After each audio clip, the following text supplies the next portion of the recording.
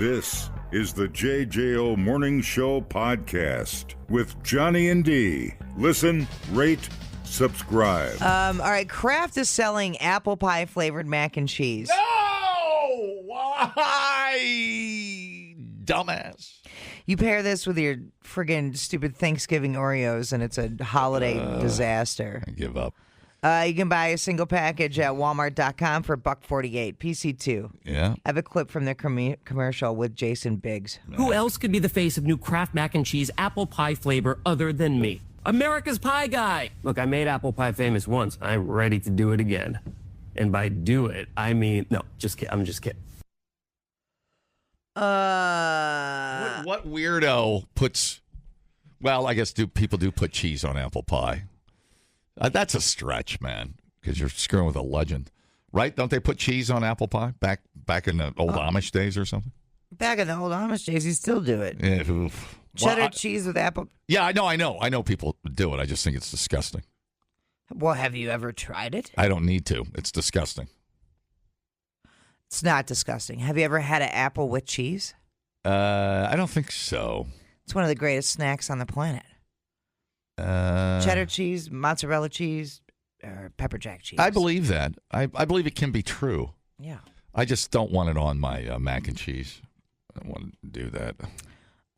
Correct. But apple pie with a slice of cheese is different than doing mac and cheese with flavored apple pie. Yeah, right. yeah. Because it's not true apple pie, first of all. It's flavoring. Secondly, just stop messing with the mac and cheese. Yeah. We went through this before. They try to make it as unedible as possible. It's just like they did the stupid pumpkin pie. Remember that? Mm-hmm. Remember when we had a friend of ours brought in samples of mac and cheese, and he was experimenting with flavors. Mm-hmm. And one of them he did was mint. Yeah, it was terrible. And I threw up in my mouth. Yeah, it was awful. And I guess there was nothing wrong with the mint. It was just the maybe there was something wrong with the mint. I should have had that tested down at the lab. But it was gag worthy. I mean, to say the least. Yeah. And I don't know if it was just the texture, the creaminess, a mint cream. I remember that. It scarred me. Yeah. I just my throat tightens up. I don't know what's going on. You got to relax the throat, John. Well, your mom does. Anywho. That's a bad choice. Anywho. Just stop it. Apple mac and cheese. I don't know why. It's like you're getting up from the Thanksgiving table. You're like, I think I'll save myself a trip and just eat the mac and cheese and have my apple pie. Well, I don't think if you're making mac and cheese for Thanksgiving, you can't be making Kraft mac and cheese. You have to be making that like a slow bake. Right. That's why they shut the waterfall off at night now. Oh, no. Oh, no. Is that Patrick again? He is such No, Justin said that. Troublemaker. He's probably... They shut the falls off? Yeah. So little hooligans like Patrick don't load it with dish soap. I love small towns. The drama. That's fantastic. Okay, boy, you're going to stand guard here like the soldier, the unknown soldier. If you see anything weird, shoot him. Oh, God. That's funny. That is funny. So whatever. I don't know if any of you tried any of the other mac and cheeses that they had before. It was a terrible time in our history. Yeah, okay. Well, it's not going to be at my house. Okay. Today is National Redhead Day. Uh-oh. It is American Football Day. It is bonfire night. You guys got a little fire pit out by your house? This shouldn't surprise you. I hook up my propane tank to a little flame, whatever, fireplace. It sits in front of our patio furniture, and then I ain't got to deal with burning the house down. It's National Chinese Takeout Day. Love that. You guys get a lot of Chinese takeout. Yeah, at your place? I get a lot of I get a lot of it in Wanakee. Yeah. How about you? What are you into? No. Well, we don't get a lot of Chinese food per se, but Thai food we'll order every now and then. Some pad Thai and Oh yeah. curry. The Asian Garden in Wanakee is fantastic. Is one of my favorite, and I don't know if they listen to the radio or not, but shout out to the Asian Garden. I always get a little buzz on at the Lone Girl, and I walk over and get my lo mein takeout. Let's go through the national Chinese takeout timeline. Let's do it. In the 1920s, Chinese food is gaining popularity among bohemians who sometimes eat food before it cools down and burns the roof of their mouths. 1960, the Great Chinese Famine. At this time, culinary traditions ceased to develop. 1990s, Cultural Revolution cuisine. Communist-style cuisine is becoming popular in Beijing. In 2005, the oldest noodle is found at Laiji near the upper reaches of the Yellow River and is made from foxtail and millet broom. Ooh. Oh, that sounds terrible. How can you celebrate National Chinese Takeout Day? Well, get some takeout, you dummy. Yeah. Come on. The history of Chinese cuisine is characterized by both diversity and noticeable changes. The Chinese are particularly concerned about food, and food is a center of many social interactions, or at least accompanies or symbolizes them. The basic principles of the organization, which dates back to ancient times, give the continuity of the food tradition. Ordinary food consists of grains, other starches, and vegetable or meat dishes. This must be roughly translated. In early times, the most common crops were wheat, barley, rice, millet, foxtail, corn, and beans. The fruits and vegetables commonly eaten were chestnuts, pears, plums, melons, apricots, red berries, bamboo shoots, and mustard greens. Domestic animals were chickens, tangerine, ducks, sheep, camels, and dogs. Seasonings included sugar, honey, salt, and soy sauce. In addition, beer and yellow wine were regularly consumed. Chinese takeout appeared in North America in the mid-1800s. Oh, wow. Due to the gold rush, Yeah, buddy. there was a large influx of Chinese immigrants to California. Yeah. Even though the Chinese takeout products were in large quantities, they became popular in the 1950s. The Chinese restaurants had two menus, one for the Chinese and the other for the white Americans. Over time, the American menu became dominant as what remains today in major Chinese restaurants. Very little is known about the history of National Chinese Takeout Day. We do not know when, where, or how it started. It's all a gosh darn mystery. But still, we can guess the reason for the creation of the holiday. Hello.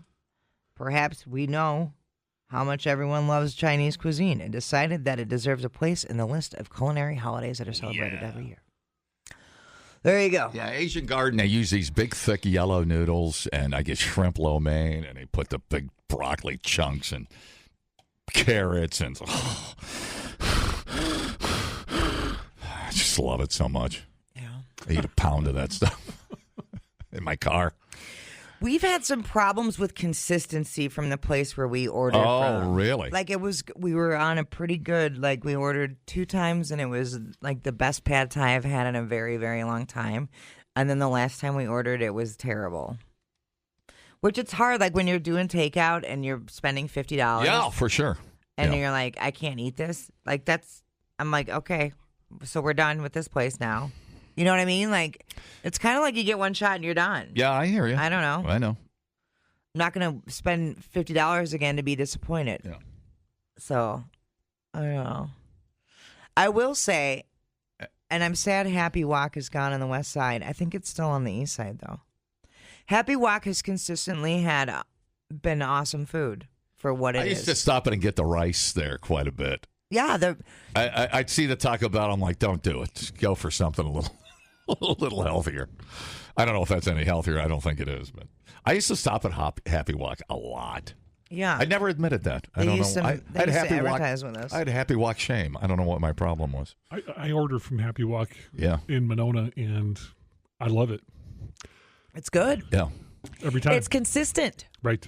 Like, that's all I think. That's all consumers are looking for is consistency. Know what you're getting. Yeah, 100%. Something really good. Yeah. What do you get from Happy Walk? Oh, I love their pork lo mein. Yeah. Big time. Beef and broccoli is excellent. Yeah, I love the beef and broccoli. And cashew chicken. Yeah. Yay. There you go. There you go. Every time. Yeah. And the egg rolls are really good. I don't know. It's just good. Sauces were good. Yeah, it's strange. Yeah. And then what's the one on the west side over there now? Is that what'd that turn into? I don't know what it turned into. Like I just noticed Happy Walk was gone the other day when I was driving to Brennan's. It's still a noodle and accidentally, place, yeah. Amber was like, "Hey, can you pick me up something sweet? I want a sweet treat." Well, why didn't you come and get me? So I went into Brennan's, and I love Brennan's for a lot of reasons. But I grabbed a 6-pack of little cupcakes for her. How much do you think that 6-pack of cupcakes was at Brennan's? Oh, were they full-size cupcakes? They're normal-sized cupcakes. What kind of question is that? Well, sometimes you get little mini cupcakes. Sometimes at Costco, you get little mini cupcakes. You should know that. Preaching to the choir. I'm going to say $6.50. $8.99. $20. I got to the checkout and I was like, I'm sorry. Now what? Are those gold sprinkles on there? $20. How did that happen? I mean, were they good? Yes, but I couldn't walk them back to the cooler. Did they have fancy little flowers, icing on it, or something? They were just carrot cake. Wow. Cupcakes. I'm sure they were locally made with love. Yeah. Yeah, and I was like, geez, Louise. Have you seen the price of carrots lately? I was like, whoa. Yeah, but aren't these effing cupcakes better be friggin' amazing. Holy smokes. Yeah. I'm surprised surprised you went through with that purchase. But aren't they kind of more of a boutique? Yeah, totally. Which is I was like, it's probably made by some chick that she makes small batch cakes, whatever. I'm probably supporting some small baker instead of They didn't make that there. I doubt it. No. But whatever. That's funny. I bet never in my life. Because I was in this ballpark, the $6.50 to $9. Did you sit in the parking lot, eat one, and start crying? No, but I was like, I know I made a face when she rang me up. I was that meme where the guy's blinking. I think that was me. Yeah. Holy Do you ever smokes. talk to yourself when you're in a situation like that where you just kind of mumble under your breath? I do, and I don't know if that's an age thing. Paul, do you do that? You're sitting there going, "What the fuck? Are you crazy?" You know, it's just to no one in particular. Nobody can judge you. You're just working it out. Yeah, I don't think I do. Okay. I mean, not that I've noticed. Right. You're like, but it's a possibility. I do. Oh, my God. All right. Scissoring through the news and cutting out the crap I'm biatch. Oh, no. You know what a box of my lo mein weighs when I leave Asian Garden in Wanakee? What? 1 ton. Oh. All right. Paul's here from AMS. That was a gratuitous. If you... As a fake laugh, if I ever heard it. Right? If you would have seen those cupcakes as $3.33 each, would you have purchased 6 of them? No. No, I would have got her 1. Did it look like the cupcake that Kristen Wiig made in Bridesmaids? Remember, because she owned the bakery shop. I don't remember the cupcake. Remember when she made one and then stuffed her face with it, and she made the cool little petals and things with the icing? Oh no, they did not look like that. That looked like a $20 cupcake. Right, totally. I would have paid $20 for that cupcake. No, it was just a carrot cake and base, and then it had the white frosting on top and a little carrot. Oh man! It was. Did you hold it over Amber's head what you paid and did you blackmail her with it? No, but I was like, those were very pricey, so they better taste good. And she was like, they're good. It's a nice sweet treat. Thank you. That's cool. Yeah. Well. So if they would have tasted terrible, I probably would have thrown a fit. When I went back to Brennan's and been like, I want my money back. Yeah. God, hard to screw up carrot cake. Yeah. I'm very happy with my Quick Trip iced up carrot cakes. Yeah. And those aren't cheap either. Yeah. So there's got to be a carrot cake something in there that's tying us all together. Our misery lies in carrots. Dude, I can't believe how much carrots there are in carrot cake. I made one a few years ago. I made a carrot cake for my wife from scratch. And I'm just like, Really? This much shredded carrots Yeah, go in a it's carrot a cake? lot, It's yeah. like, what? So It's- no wonder they call it carrot cake, right? Boom. Hello.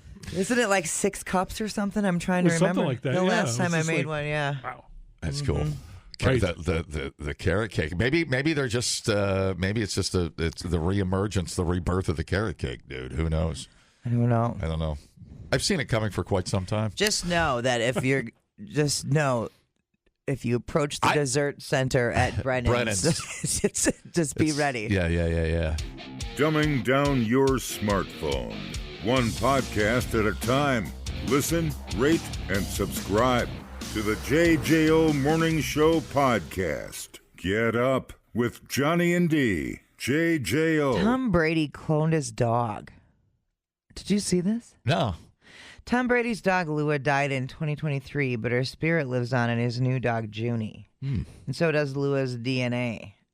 June's her goddamn clone. Brady worked with a company called Colosso Biosciences to have Lua cloned. He's also an investor. In a statement that was obviously written by a PR team for the company, Tom Brady said, "I love my animals. They mean the world to me and my family.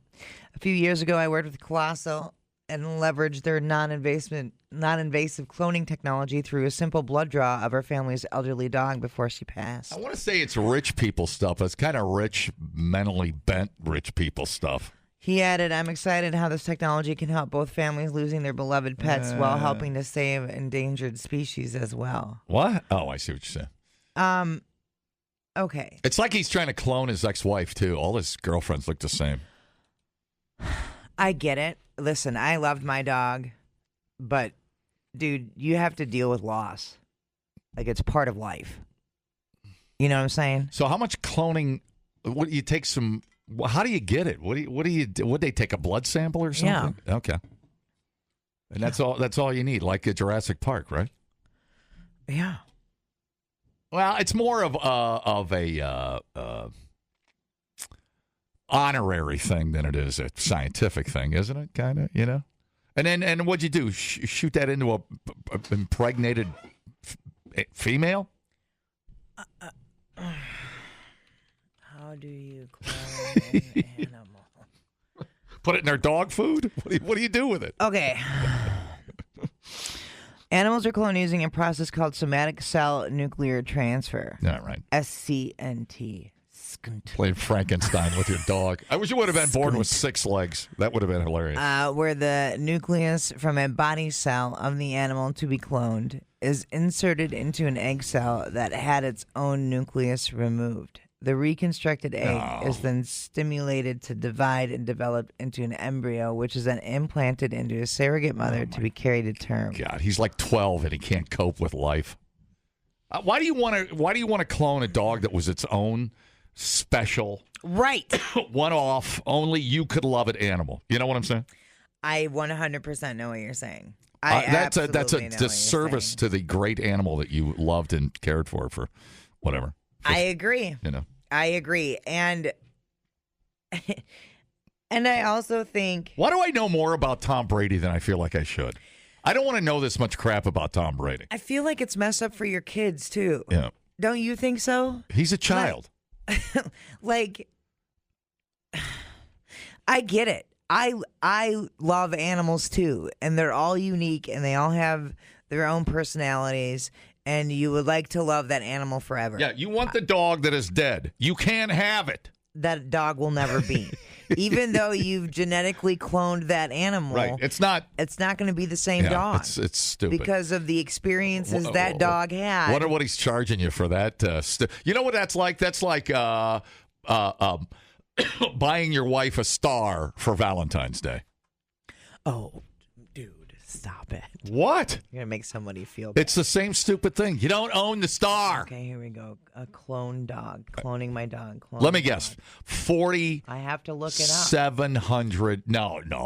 It's got to be more than that. This is for weird. This is a different one. This is not the same service that he used. It's for weird rich people. Well, it depends. Is it a legitimate company or is it the people that make sea monkeys? It looks legit. Okay. I'm going to say $4,700. I don't know why that number popped in my Oh head. my God! Look, you can clone your horse too. I don't want to clone my horse. He's kind of a dick, which is part of his appeal. But also, like, one's enough, dude. He comes from a long line of dicks. I should know. It's the same dick. It's like Groundhog Day.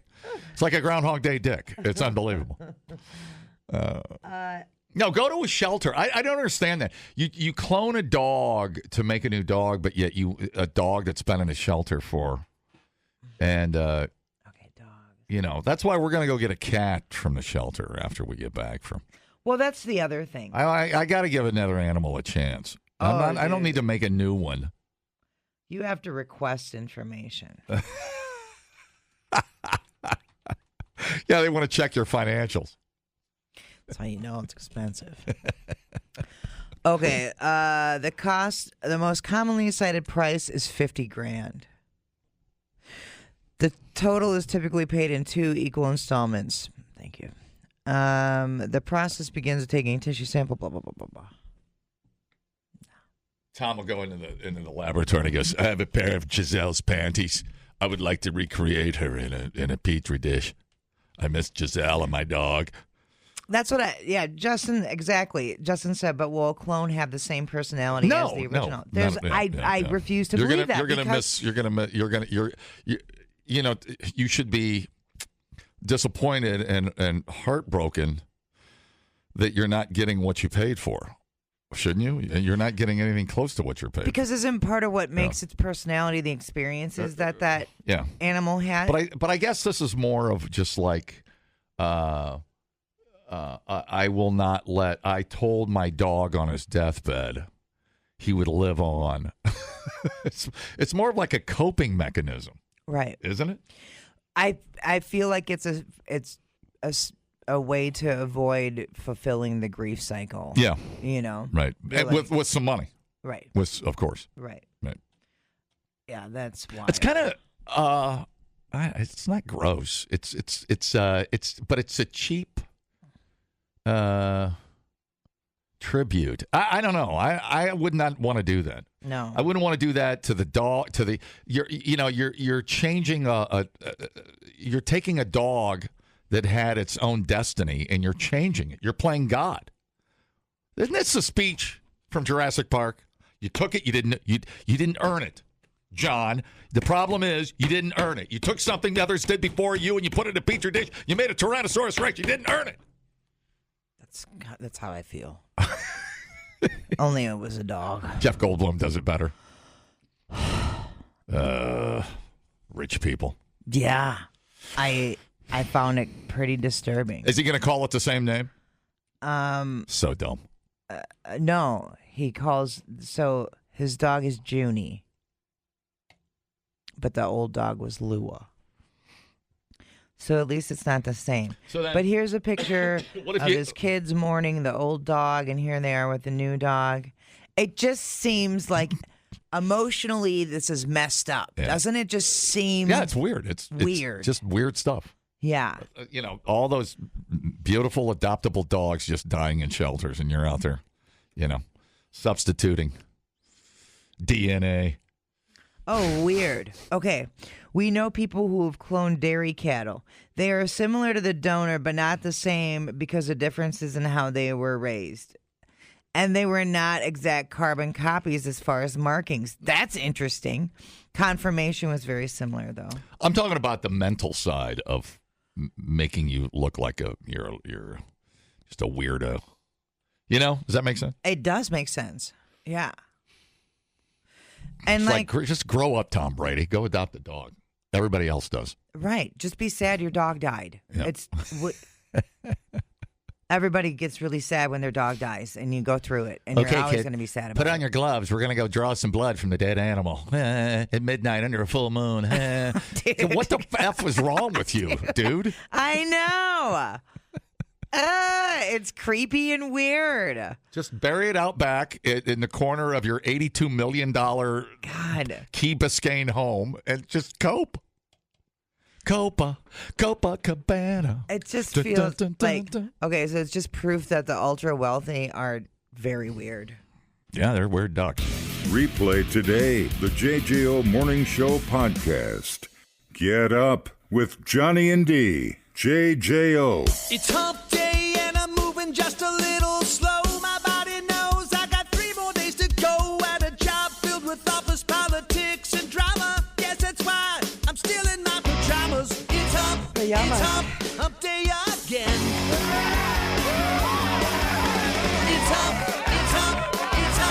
This is the end. Happy hump day. I have the 8 biggest social gaffes men say to women. Gaffes men say to women. Hey, nice cans. Number 1, how many men have you been with? Straight out the gate. Just I'm not sure what that accomplishes. What are you trying to be the thousandth customer? Do you want to set a steak knife? Right. Set a steak knife? Just as she should never ask you how many women you've been with, you should never ask her how many men she's slept with. The reason you should never ask this question is that you don't want to know. It doesn't matter if the number is high, low, or smack dab on the nose of what you've deemed acceptable. There's nothing to be gained from the knowledge of how many other men she's been with physically. Correct. The only thing it will do is change the way you feel about her. Right. If it's too high, you'll think she just gives it up to any guy. And if it's too low, you'll wonder if there's something wrong with her. Instead, say, how many long-term relationships have you been in? If you must know or find yourself in a situation where you have to ask, it's better to steer the question away from intimacy and more towards relationships. If she's been in 2 or 3 relationships and all have been more than a couple of years, you can take an educated guess as to the total number of partners. If she's a serial dater, a rough number will pop into your head. If you have to ask, stay away from the topic of intimacy and just focus on dating history. Number 2, do you want to come back to my place? The night is wrapping up. The date is going really, really well. You don't want to make assumptions, so you drop the question, offering to move the night back to your place. Of course, you want her to go back to your place after a date. She made up her mind about it either way during appetizers, by the way, but phrasing the question in this manner makes it feel like intimacy is expected. Bang. There are ways to get her back to your place without being so blunt and, frankly, putting her on the spot. Instead, say, I just don't feel like the night should end here. This works for 2 reasons. There isn't a question that needs to be answered, so in case the answer is no, she doesn't have to come right out and reject your offer. The second reason it works is because it gives her the chance to make the suggestion. She might say, let's go back to your place, or even suggest her place. Either way, the choice is hers to make the offer without feeling pressured to answer at the moment. So the key phrase is, I just don't feel like the night should end here. Yeah, you'll pick up on that. I mean, if you're in your 20s, that takes on a different meaning in your 20s because you go home and your place stinks and your roommate is stupid and drunk and passed out on the couch. I mean, you're there to shag and get out. I mean, come on. Let's just read the room. You know what I'm saying? She'll let you know. Next on the list, you should meet my family. Ooh. Meeting the family is a huge deal for women. It can often make or break a relationship depending on how damaged your family is. And women view the moment as the next huge step in a relationship.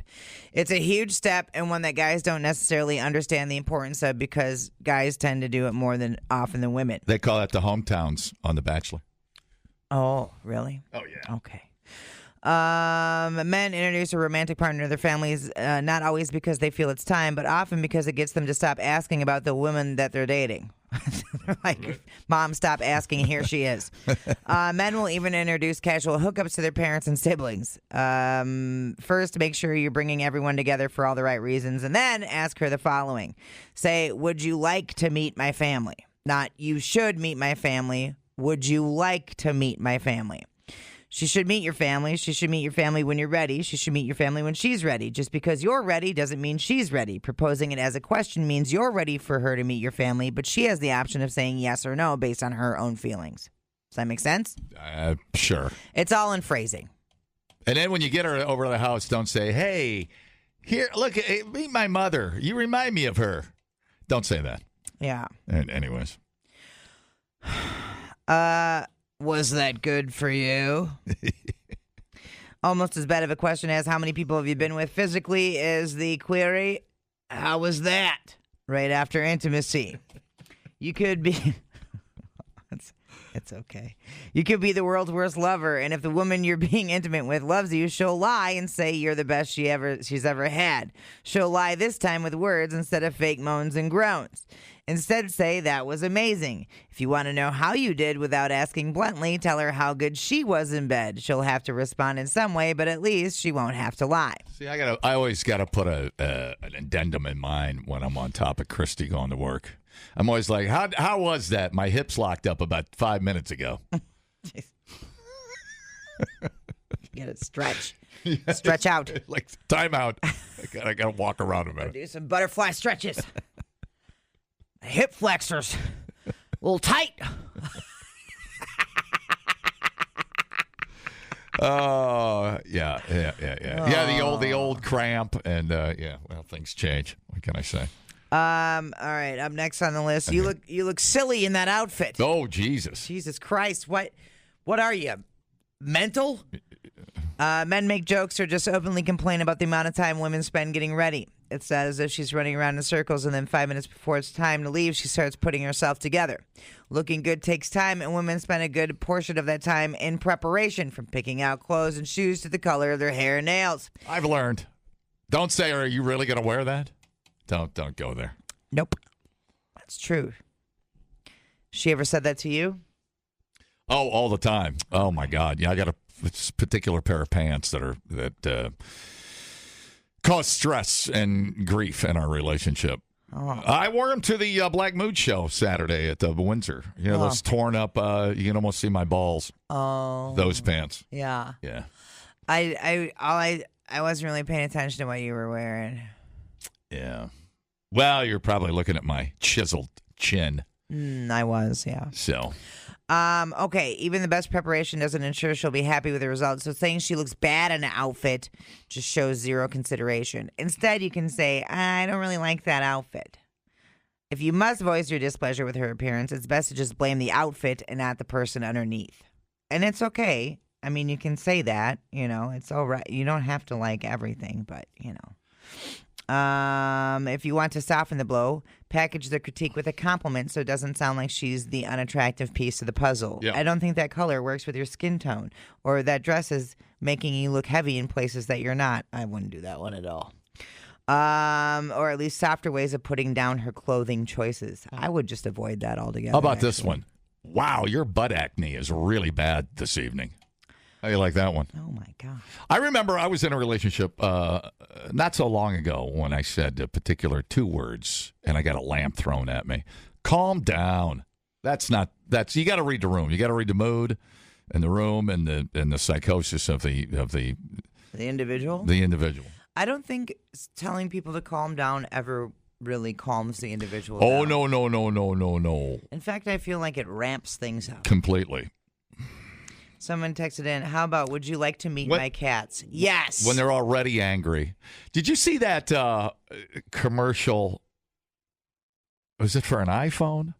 She takes the picture with the lady and her cat, and then he edits out the cat. And then the look on her face. She doesn't say anything. He doesn't say anything. But he reads her face. That puts the cat back in. Then she smiles. All right. So dumb. Up next on the list, are you putting on weight? Oh, Jesus. Just tell her ass looks big and get it over with. This one barely needs an explanation. If she's put on weight, chances are she's already well aware of that. Hey, you look great. Your ass looks great for your age. Oh, no. How's that one? Last thing she needs is her boyfriend to point it out. Instead, say, let's do something active today. I'm feeling out of shape. If you do believe she's putting on weight, then your ultimate goal is for her to eat better and exercise instead of letting her know that you've noticed she's gone up a size or 2. Yep. Shift the focus to committing to being healthier together. You're not perfect and could probably stand to lose a couple pounds too. The focus will then be on sharing healthy activities together rather than on her weight gain. Up next, I don't like your friends. You don't like her friends. It happens. It actually happens a lot. In fact, she doesn't really like your friends. Jesus. But she probably won't come right out and say it. Right. Unless the women she spends time with are horrible influences on her life or do things to jeopardize her relationship, there really is nothing you can do about her circle of friends. Instead, say, we should meet some new people. Every couple has other couples they regularly hang out with. Those couples often split off into subdivisions of friends, men with men, women with women. And a new couple might be the solution to your issue with her friends. She makes new friends and spends less time with the old crew. The last one on the list, my ex-girlfriend used to do this. Can you do it? We've all got our fantasies, and there's no reason to not express those to your partner. A guy just can't say this to his current lover that his former lover did a certain thing that turned him on, therefore wants her to start doing it. Nothing kills the mood faster than making her think about your ex-girlfriend. Yeah. Instead, say, let's try this in bed tonight. This is there's never any reason to mention your ex unless you're asked a specific question about her, or to yell a warning like, look out, my ex is about to club you over the head. Your current girl knows that fantasies come from past experiences, so why do you think she dresses you up like a construction worker during intimacy? So just say, I'd like to try this, and leave it at that. All right. That's the list of things that you should not say and how to rephrase them. A lot of it is just phrasing, isn't it? And absolutely. And timing. I mean, it's all about, like, you got to be careful, too, because you never know. Your girlfriend might have just ate a whole carrot cake. Hey, are you pregnant? I mean, you even have to be careful with your... $20 worth of cupcakes? You even have to be careful with your own girlfriend. Right. I mean, we're walking on eggshells over here. I remember the one thing I told Christy that I should have never said. That what's the name of this survey, by the way? It's just biggest social gaffes men say to women. Yeah, I asked her to marry me. She went screaming out of the room. I knew I shouldn't have asked. The JJO Morning Show Podcast with Johnny and D. Listen, rate, subscribe. Catch a new show every Monday through Friday, 6 till 10 a.m. on 94.1 JJO or streaming anywhere in the JJO app. Johnny and D, nowhere but JJO.